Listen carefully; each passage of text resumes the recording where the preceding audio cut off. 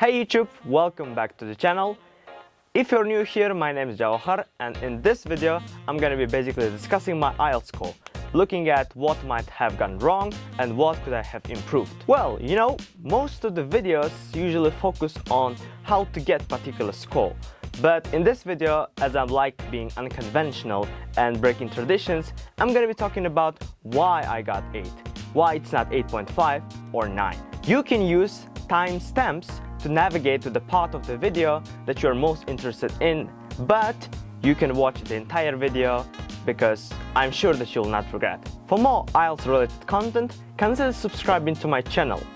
If you want to know how the examination process works, then you can click on the card that is gonna appear here or on this side, either side, and you can watch how the examination goes, what to do and what not to do during the exam. Without further ado, let's jump into the video. Let us start from reading. I got 8.0 from this portion of the test, and to be honest, I kind of expected that score because there was a multiple choice question that was extremely difficult for me and I really struggled solving them and they came as a nightmare to my test. But I think apart from that, I made some silly mistakes in simple questions like true, false or gap filling, and therefore perhaps I got 8. On the improvement side, I think that some more practice maybe would help. What do you think? Let me know in the comment section below. Now, what about listening?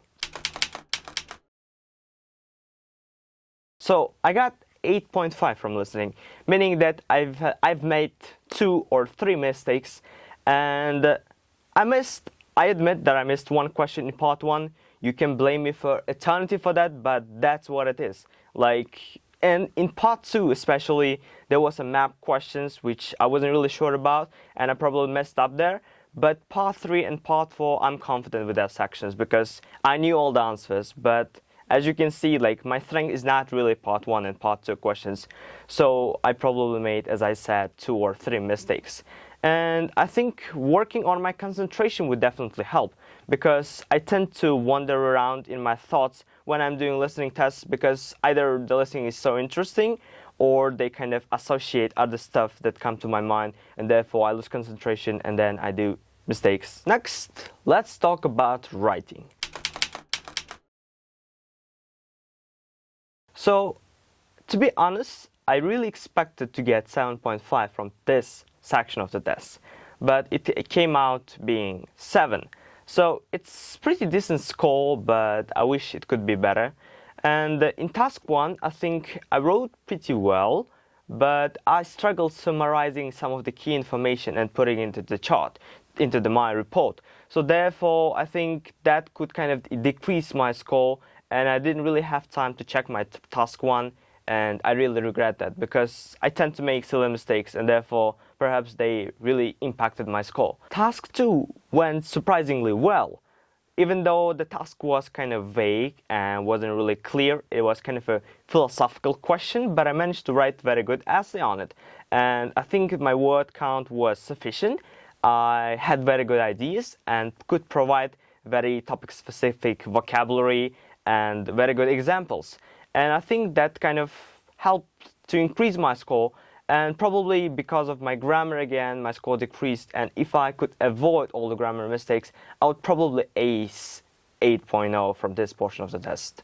Now, part you've been waiting for. Now I'm gonna tell you how to get 8.5 from speaking. I'm gonna tell a secret ingredient, secret tip that no one ever tells. There isn't one. No, there is no secret technique, tip, vocabulary, word, or whatever structure. There is no one way to get 8.5 from speaking. I'm repeating again, there is no secret, no secret, no secret, no secret. All I can say is that the best thing you can do during the test is to answer the question.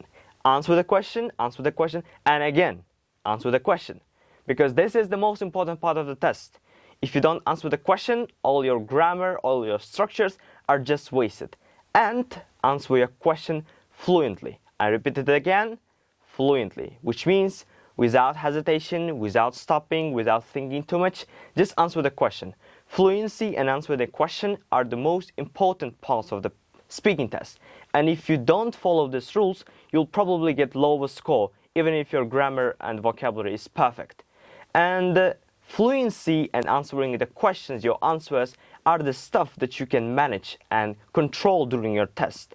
Your vocabulary, your grammar comes with time and practice, and therefore it is not the best thing to control during your exam. So why I'm telling you do not really think about grammar and vocabulary?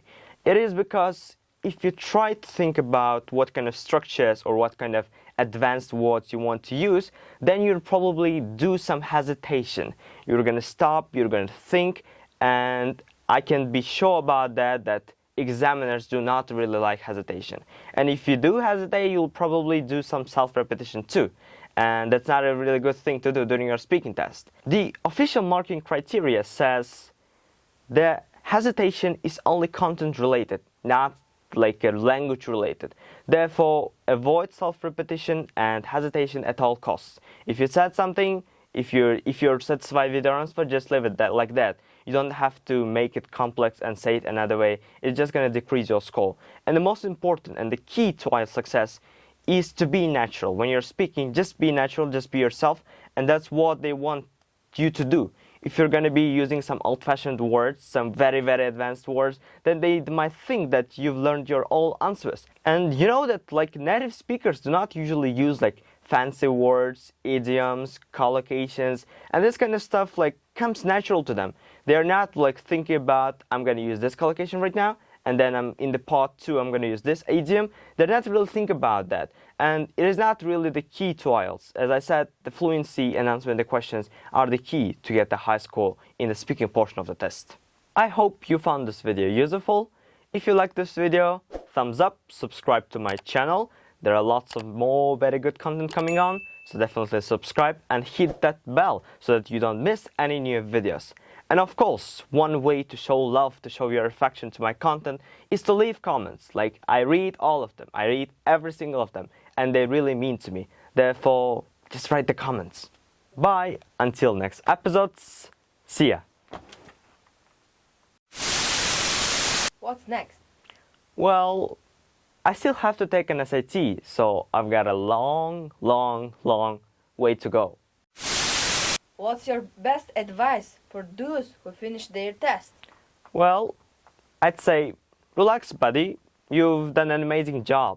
And take some vacation for at least 2 weeks, because you need to really relax, and it's going to be extremely difficult to wait for the results. So just feel the freedom, feel the moment, feel the vibe. You've done an amazing job. You've done your IELTS, finally.